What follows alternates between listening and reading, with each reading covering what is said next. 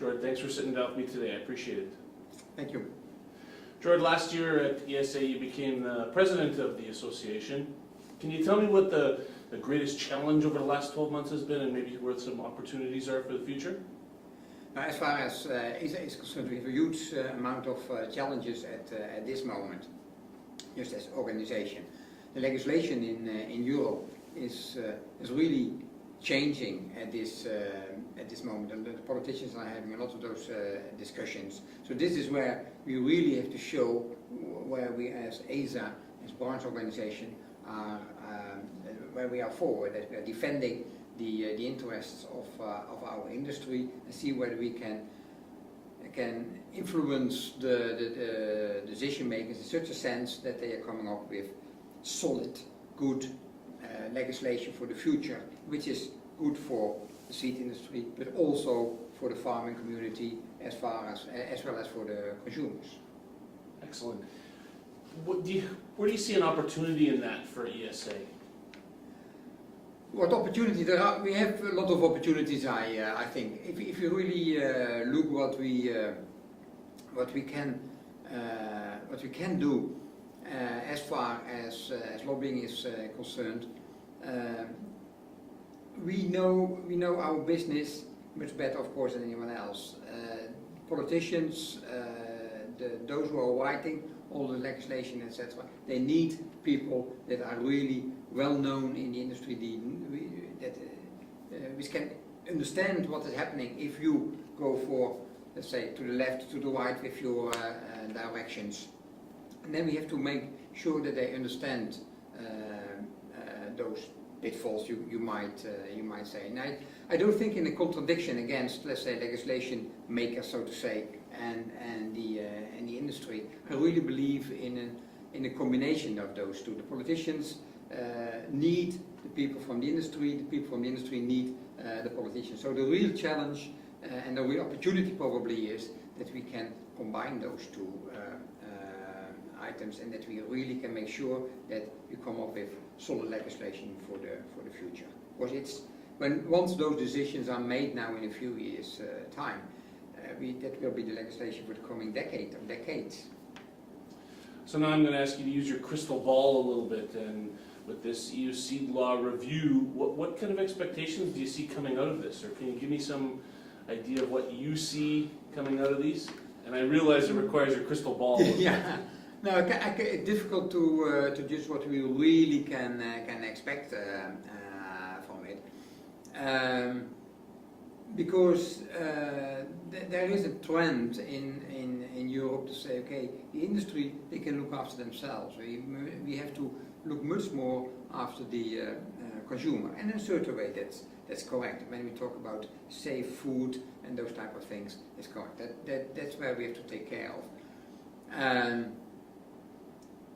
And it is, of course, for politicians much more fruitful to go for the, let's say, more populistic type of decisions, which the consumers always understand, but which is not automatically in favor of the industry and on the long term for the consumer as well.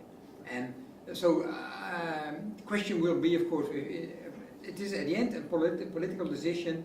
For any part of legislation, it is a political decision of the parliament, and that's the ultimate moment that you have to see, okay, how are those guys going to vote, especially for those items that are a little bit contradiction.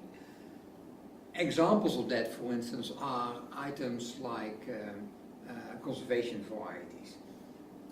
It is easy to say old varieties or varieties that are, let's say, 30 years on the market, let's call them conservation varieties, and they are more or less outside legislation. That's the basic idea. In order to maintain those varieties for biodiversity reasons.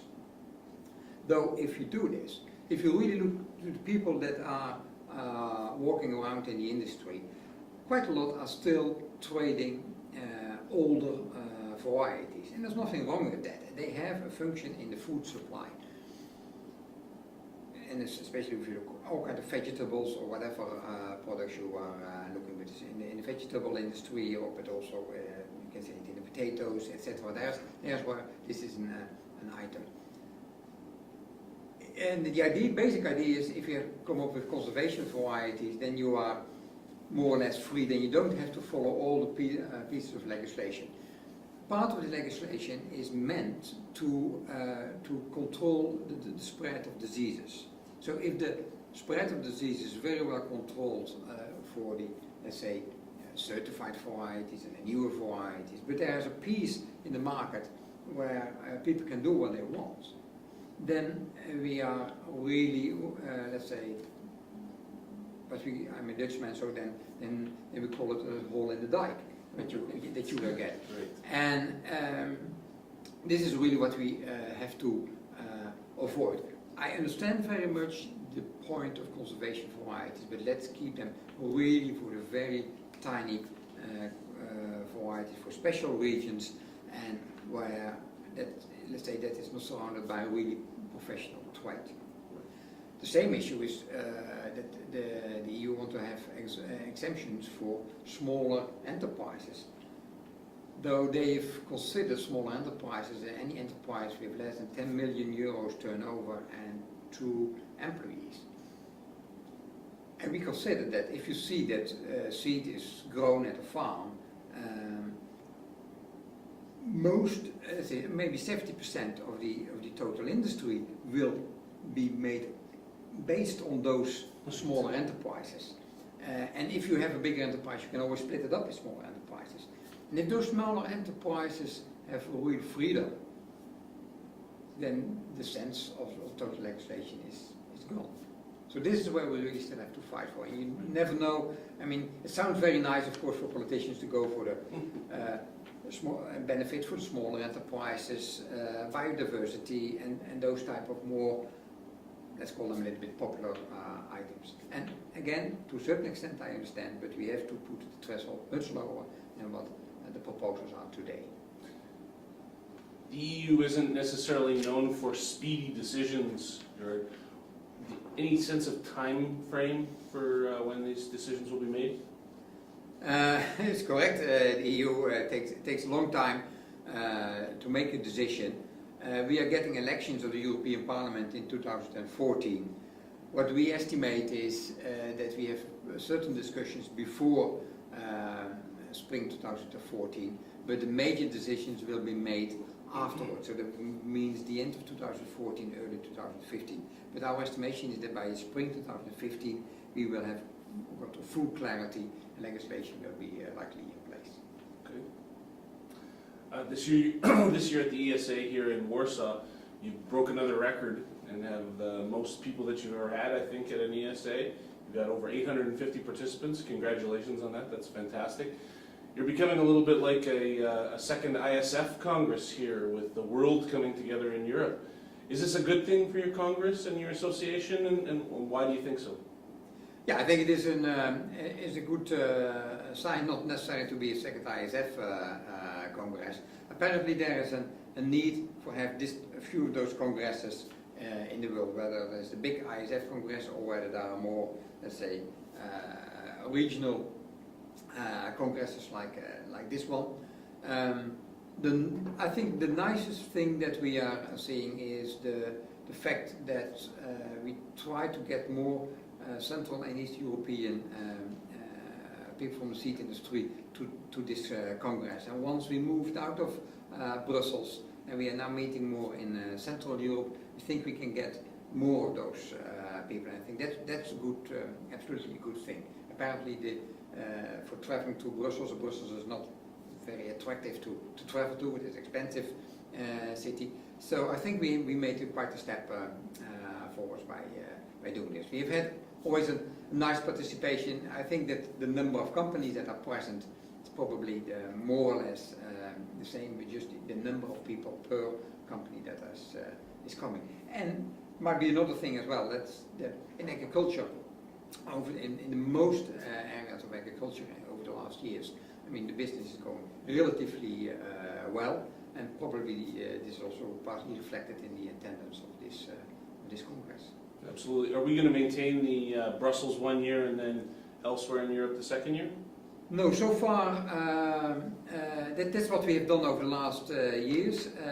It's already no, it will be in the General Assembly of tomorrow afternoon. But there's a proposal to go next year to Lisbon and the year after to Vienna.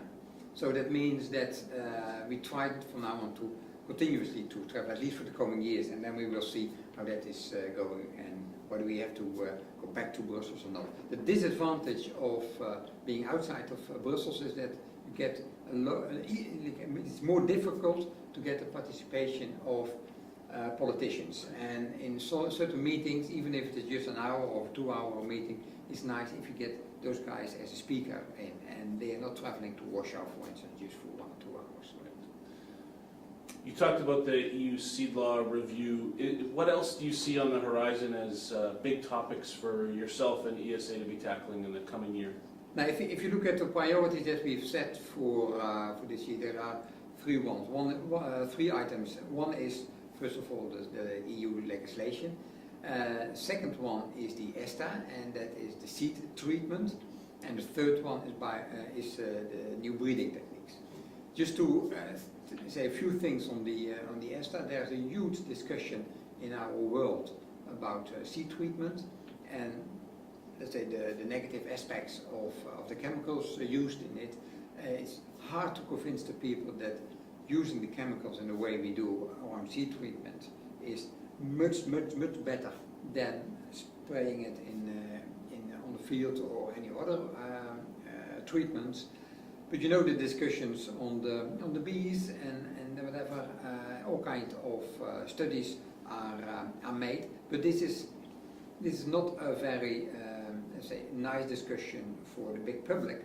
So we have to make sure that the industry is really doing all the things correct as far as seed treatment is concerned. And that's why we've made this ESTA initiative, which is a kind of certification system to make sure that those who are working with seed treatments and are using those seeds are all doing it in a correct way.